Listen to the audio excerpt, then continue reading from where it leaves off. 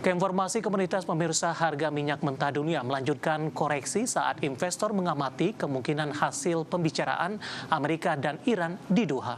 Harga batubara akhirnya naik tajam di tengah potensi peningkatan permintaan di tengah gelombang panas melanda Amerika Serikat dan Eropa. Sementara harga emas masih melanjutkan pelemahan seiring pasar masih fokus ke perkembangan di Timur Tengah.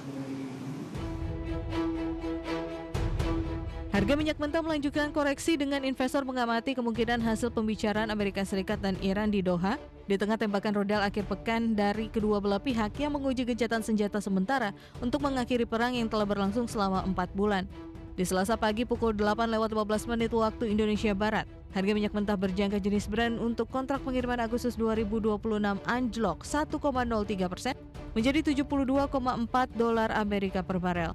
Sementara harga minyak mentah jenis WTI Amerika untuk kontrak pengiriman Agustus 2026 turun 0,66% menjadi $70,32 Amerika per barel. Harga batubara akhirnya naik tajam setelah koreksi dalam di 3 hari beruntun. Kenaikan ditopang menguatnya permintaan di tengah gelombang panas serta musim panas yang tengah melanda Amerika Serikat dan Eropa. Musim panas di Eropa membuat permintaan listrik meningkat. Di tengah kenaikan permintaan, Jerman menghadapi persoalan rendahnya permukaan air Sungai Rhine akan menghambat pengiriman batu bara. Merujuk Refinitiv, harga batu bara di Senin waktu setempat ditutup di $127,45 Amerika per ton atau menguat 1,77%. Penguatan ini menjadi kabar baik setelah harga batu bara jatuh 4,4% dalam 3 hari beruntun sebelumnya. Harga emas melandai di tengah pelaku pasar masih fokus pada perkembangan di Timur Tengah. Ketegangan meningkat selama akhir pekan dan seiring investor juga terus menyesuaikan diri dengan sikap Federal Reserve yang semakin hawkish. Meskipun emas dikenal sebagai safe haven, kenaikan harga energi akibat perang justru meningkatkan kekhawatiran terhadap inflasi sehingga mendorong ekspektasi suku bunga lebih tinggi dan menekan daya tarik emas. Merujuk Refinitiv di Selasa pagi, harga emas tercatat di $4.014,78 Amerika per troy ounce, melemah 0,01%. Catatan ini melanjutkan pelemahan di Senin, ditutup di $4.015,21 Amerika per troy ounce, jatuh 1,8%. Berbagai sumber IDX Channel. Dan seperti apa update terkini pergerakan harga sejumlah komoditas yang berhasil dihimpun oleh tim redaksi kami sampai dengan sore hari ini waktu Indonesia Barat. Dapat Anda saksikan grafis di layar televisi Anda pemirsa, di mana minyak WTI melemah di 1,07% di $70,01 Amerika per barrel. Nikel menguat di 1,02% di $16.473 Amerika per metric ton. Emas menguat di 0,11% di level $4.043,55 Amerika per troy ounce. Sementara CPO kontrak pengiriman September 2026 melemah di 1,3% di level Rp4.541 Malaysia per tonnya.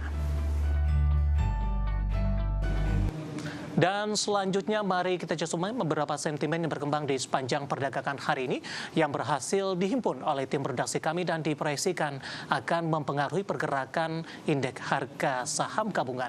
Didominasi sentimen internasional. Informasinya apa saja? Mari kita coba simak rangkumannya berikut ini. Dikutip dari Bloomberg, Presiden Amerika Serikat Donald Trump melalui unggahan di platform Truth sosialnya mengatakan perundingan damai dengan Iran dijadwalkan kembali digelar di Selasa waktu setempat di Doha, Qatar.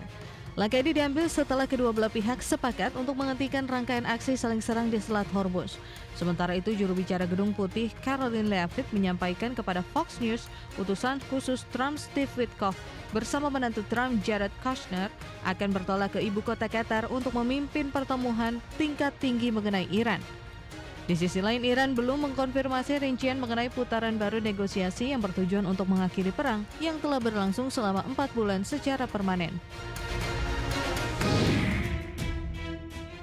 Dikutip dari Reuters, menurut data survei Biro Statistik Nasional, indeks manajer pembelian manufaktur China naik menjadi 50,3 di Juni dari 50 di Mei 2026. Angka ini melampaui perkiraan dalam jejak pendapat Reuters terhadap para ekonom.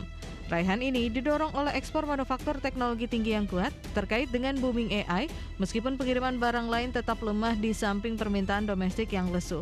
PMI non-manufaktur yang mencakup jasa dan konstruksi membaik menjadi 50,2 dibandingkan 50,1 di Mei. Sementara PMI komposit berada di angka 50,6 membaik dibandingkan 50,5 sebulan sebelumnya. Kelemahan di pasar properti, lapangan kerja, dan pengeluaran konsumen terus menghambat pertumbuhan, membuat China bergantung pada permintaan global untuk menyerap barang-barang yang diproduksi sektor industri dalam negeri. Mengutip Reuters, output pabrik Jepang di Mei 2026 naik lebih lambat dari perkiraan dibandingkan bulan sebelumnya. Berdasarkan data Kementerian Ekonomi setempat menunjukkan, output industri tumbuh 0,5% secara bulanan di Mei 2026, meleset dari perkiraan median pasar yang memperkirakan kenaikan 1,1%. Namun catatan ini menandai pertumbuhan untuk bulan kedua. Sementara produsen yang disurvei kementerian memperkirakan output yang disesuaikan secara musiman akan meningkat 3,7% di Juni dan tetap datar di Juli. Di Mei 2026, produksi peralatan transportasi naik 4,6% secara bulanan. Sementara produksi bahan kimia anorganik dan organik meningkat 3,7%. Indikator ini akan menjadi salah satu faktor bagi Bank of Japan ketika memutuskan apakah akan menaikkan suku bunga di masa depan. Berbagai sumber IDX Channel.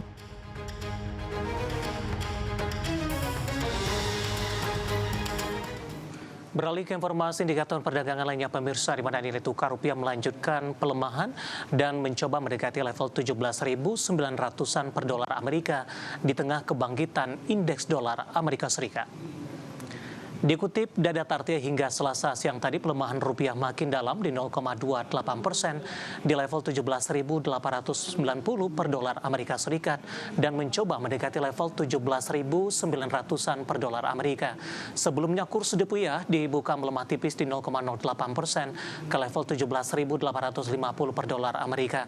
Sementara indeks dolar Amerika terpantau menguat di 0,13% ke level 101,242 di perdagangan Selasa pagi tadi, usai cenderung tertekan dalam beberapa hari terakhir, namun masih bergerak di level atas.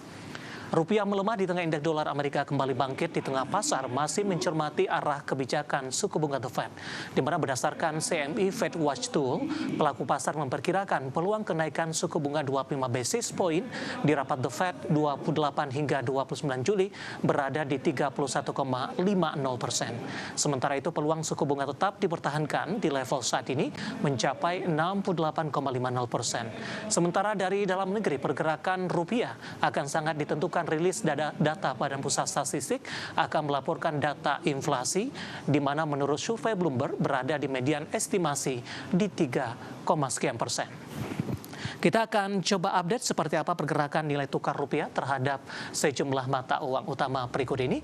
Dapat Anda saksikan grafis di layar televisi Anda, pemirsa. Dan tampaknya tekanan rupiah masih terus berlanjut setelah update di perdagangan siang tadi. Secara intraday, posisi dolar Amerika Serikat sudah tembus di 17.900-an per dolar Amerika. Update jelang penutupan, pasca penutupan, pelemahan sedikit terpangkas di 0,24% di 17.883 rupiah. Kemudian terhadap euro di 20.363 rupiah, pound sterling di 23.705 rupiah dan yen Jepang di 110,31 rupiah.